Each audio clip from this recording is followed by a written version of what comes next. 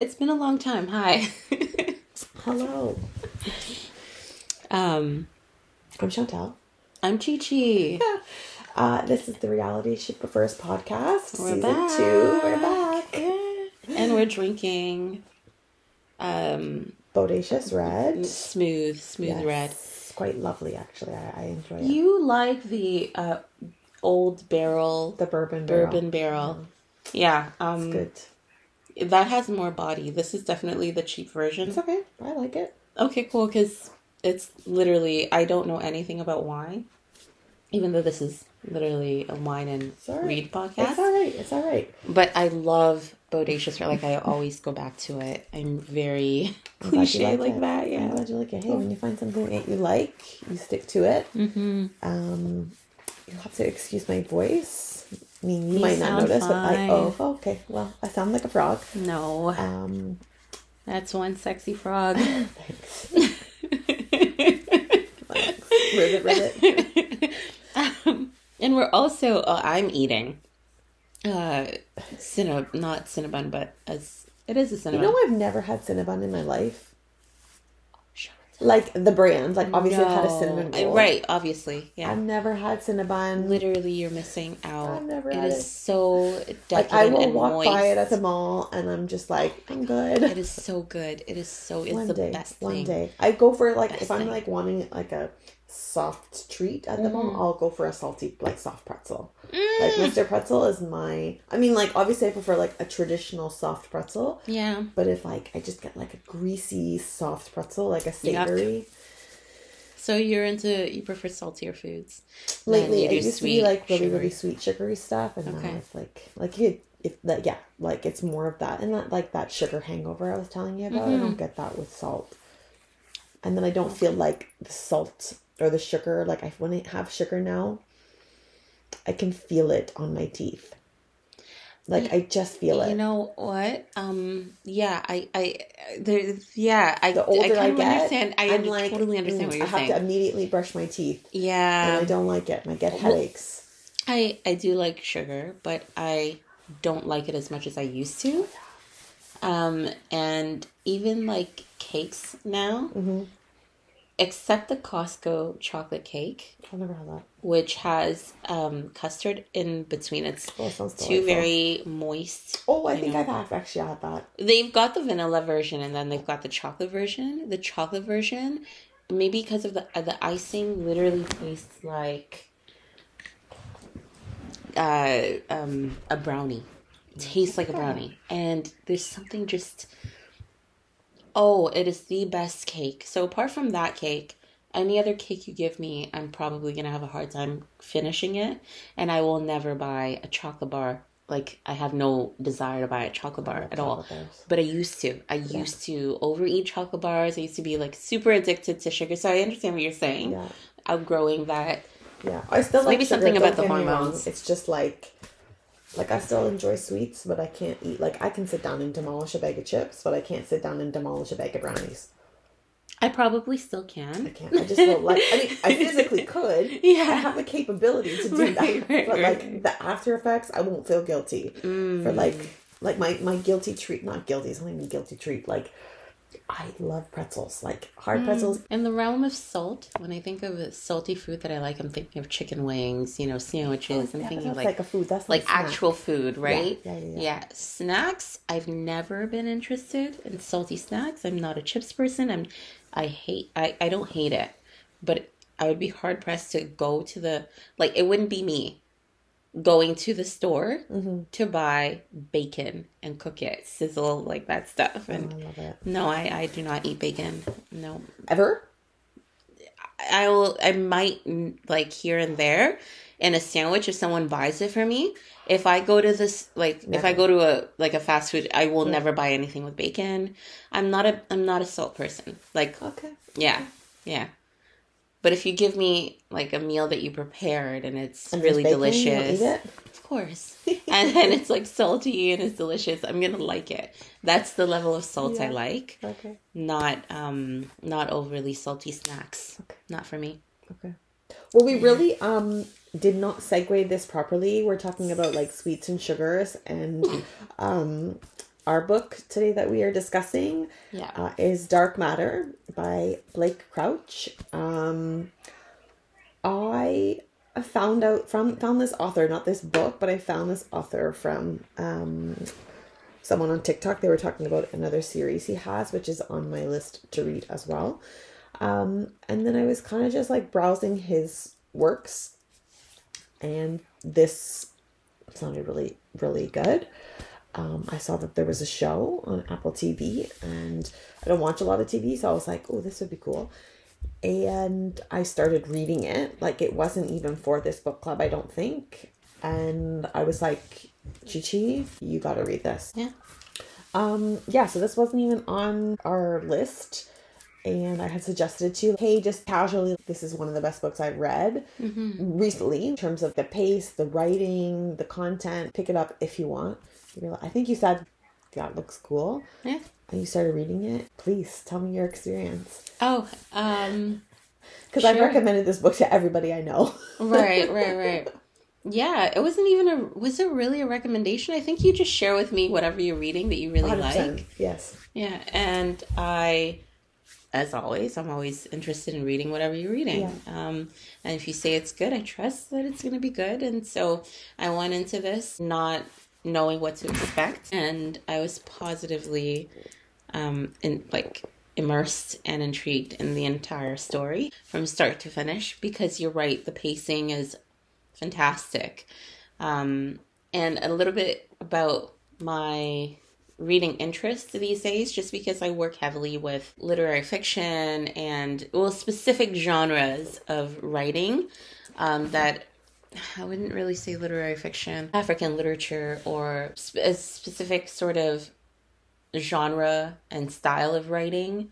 I get a little bored if and really heavy emotionally and politically and socially. They're super heavy books. So I get really overwhelmed at reading for pastime books that are on par with that. If I have to think too much. So I like books that read really easy, that they flow easy. The writing style is just easier to get into because the pacing is quicker. And this was just that. It's not that. It's a really smart book, but it is very well paced, so that it feels very action-packed and adventurous almost, but with all of the stuff that makes all of the heartfelt stuff that makes a good book a good book. Yeah, and then his combination of, making stuff up, but also adding multiverses and science and making it almost feel academic when, it's more entertainment, right? It's not.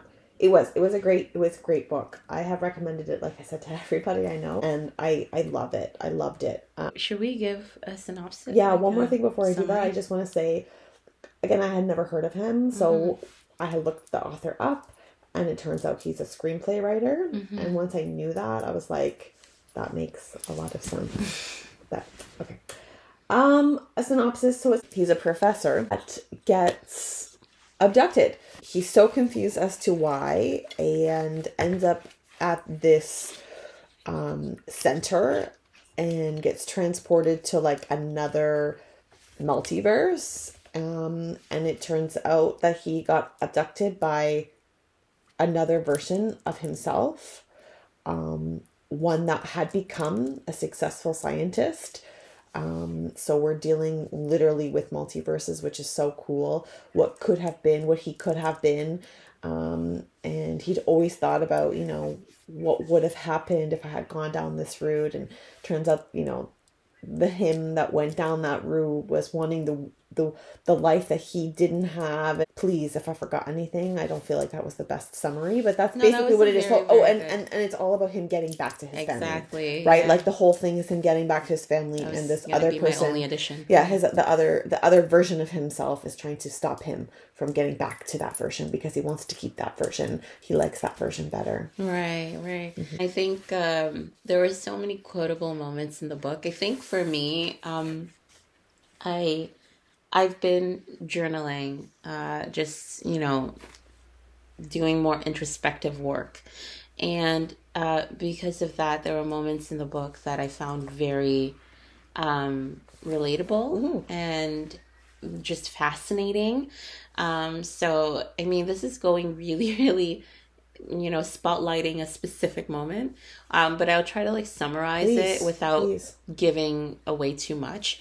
So there is why are we talking about that? We always did that before. We literally spoil books. Anyway, so there's this moment, the main character, he's been basically, his goal right now is to get back to his family because he's trapped in another universe that's not his. And in order to get back to his family, he needs to basically hone in on details, right? He needs to fixate on details to get him back. And to do that, he needs to write the details. Basically, not literally write it. I think he does. Yeah, I and can't just remember if he one little literally. element to add to that story is just that there's this cube, this box that they have to go in, which is the key, essentially, the car, the vessel to get to all of these different universes. And in order, you can't just pick what universe you want to go to. Whatever you're thinking about, if you're thinking about a bad version of your universe, that's where you're going to go. So that's what you were mentioning, is you had to think about, you had to really, really channel. But did he have to write it? I think he wrote it down at the end, or he wrote something, or I'm pretty sure because I think he was advised to actually write. I think so. Physically write down, because he was they had gone through so many multiverses. Yeah, and he's just I'm tired of this, right? Yeah, exactly. So he had to actually write down what it was. Basically, imagine what home was like, and he couldn't just fixate on the aesthetics, right? The visuals or anything. He had to almost also call into focus how he feels, how he feels, or the feelings. And anyway, so he writes everything down, and all I'm thinking as I'm reading this is, this book is doing a lot of things with introspective work, and it's almost highlighting the different facets or the importance behind journaling.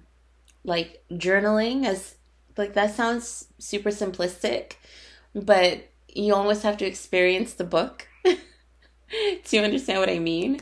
Anyway, but so anyway, because he's on the verge of a breakdown. Right. He's never going to get back to his family because they are running out of, I forget what it is. They don't just get unlimited amount of tries. They have this particular chemical compound that they have to inject into themselves in order to get to another multiverse. So they're running out. So he's this is it. I think this is one of his last chances. So similar to what you just said, when you're journaling, sometimes when you start to journal and you start to express those feelings, you're almost sometimes, you don't know where else to go to. You don't know how else to convey your feelings. You don't know, you're at the verge. It's either write this down, get it out of me somehow, talk to someone, seek help, or there's no last chance. There's no other choice. There's no second chances. Yeah. I remember now why the whole documentation was so relatable and was such a an important element of the book that I found, and it was the sort of implication that we have to channel our thoughts and feelings in order to direct our actions, and that we have agency even when we think we don't have agency. But we so essentially he has been hopping from universe to universe, and he's doing so because his thoughts they're basically arriving at a specific destination based on him imagining and calling into focus that specific destination. But in doing so, they've arrived in all of these hostile and inhospitable locations, universes, right? Really dangerous settings. And so he's he has to sort of reckon with, why is this happening? So it's my mental frame. It's where I am right now. It's how I'm feeling. And so then he has to engage in the art of like journaling to call to focus where he wants to go. And so the from all of that arises like themes of like agency, even when you think you're lacking agency, you can control the outcome. You can control how you perceive a specific situation, any problems that may arise. You can always control your responses to anything. It was this idea that you can control yourself. You may not be able to control your surrounding or other people, but you can always control yourself. And he does that. So the author does that. For me, it's just really powerful. I think that the author did this through the narrative of multiverse, which I think is so powerful. Like, who thinks it? You've got to be so creative to basically, think about what drives human responses to conflict, human interaction, feelings, and the question of choice. Choice is really powerful. The choices that we make, the agency or lack thereof that we think that we may have in particular situations. So he takes all of that and he throws it onto this story about multiverse. And I'm just like, wait, how do you even think of that? That is amazing. There's always some part of you that's like, what would have happened if I had done this? What would have happened if I chose that instead of this route, or this, to be friends with this person or be with this person instead of this? Like, I don't know about you, but I don't think like that so much anymore, but I used to always think like that. And it's very difficult to not think about past choices or, the grass is always greener. It's definitely not. I saw something where it's this person on, I don't know what I was on, but the grass is always greener on the other side. Yeah, because it's fake. The grass is fake. I think that was a really interesting concept where like these two, they're the same person, and he was always thinking, well, not always, but yes, he loved his family. I think there was still some part of him that was, what if I had done that? Because there was a lot of internal dialogue and discussion about being jealous of his friend, or being envious. Jealous might not be the right word, of how successful his friend was, the financial position his friend was in. Again, grass is greener for that friend. And then he got to experience what he had been longing for, and it wasn't great. Right? And same the vice versa. Like in the other, he was that and he didn't like it. So we're always going to want something that we don't have. And choices, it's such an inner conflict. I know I really struggle with teaching like my daughter on, like, she's like, oh, I want that. I wish we had that. I wish we had that. And just to be grateful and thankful for what you have, because it's not that simple. Like, Yeah. So. Yeah, it was a profound book. And I always, like, I think, way back when in the History of Out podcast, I had emphasized that I really like books that make me feel, and I kept describing it as like, I just remember saying that. But just books with implications about how we relate to one another in this global village, this world, right? And human connections and relationships. And I really like books that get me there, that get me to think about things. And I'm always just on this quest for being an optimal human being. Chi 3.0 or something. Oh my gosh. Just self-critiquing and self-analyzing, and that was the book that I needed to read at the right moment in my life. Good. Yeah. And I liked that book for all the reasons that you've said. Plus, it was just something was always happening. Literally, I was always, what on earth is going on? Right. You were never bored. I was never bored. Never. The plot, like, I like books that have plot, have action. I don't even need to know that much about the characters. I like it, but I just want stuff to happen. And Not only that. this book did that, like did everything. Yeah. Right? And it was the right length. It was perfect. It wasn't It's not drawn long. out. Yeah. Yeah. Did you want to add anything else? I don't. I just love this book. Right. Oh, look at this. The tagline at the back of the book. Are you happy with your life? Yeah. Ooh. You know what the word is? For me, this was a very existential experience. Right. Yeah. Right? I may not have immediately identified in the same way that you did with it, but when you highlighted that there, I was like, yeah, she's right. She's right. And it all comes down to reading a book at the right time when you read it and how you take it. You might pick up a book and you're like, this is not for me. You pick it up 6 months down the road and you're, this is the best book I've ever read. Right. And so, I mean, that's not always the case, but, if you're really going through something, or, you know, you said you started journaling and wow, now this book is about the power of journaling. I don't think it's about the power of journaling. No, I'm not saying that the whole book is about the power of journaling. I'm just saying that you noticed that detail. Yes. And how influential that was. Right. Because you were also going through the same thing. Right? Absolutely. Versus me, I'm not journaling. Right. But I am, you know, thinking about, am I happy with my life? I am happy with my life. Perspective. You're always have that. reflecting. Yeah, exactly. That reflection on, I don't know. I mean, I read this before I got married, so it was like, okay, is this the right thing? Is this the right thing? Right. Choices. Thinking about choices and the implications of your choices. Yeah. The road that was never, oh my God. Anyway, I can't. You know that poem by Robert Frost, Two Paths Diverge? Yes. Yeah, that. You remember my speech at the wedding? Oh my God, is that why it's in my head? I was like, please don't tell me like. That's why, because it's like, why is this Robert Frost poem? Right, oh my God, yeah, okay, cool. That's exactly why it's brandished there. Okay, awesome. Good book. Thank you for writing it. Blake Crouch, thank you for writing it. I read another one of his books too. I'm eager to read another of your books. Yeah. If it's anything like this, I'm going to love them all. Yeah, it's good. Okay. Bye. Bye.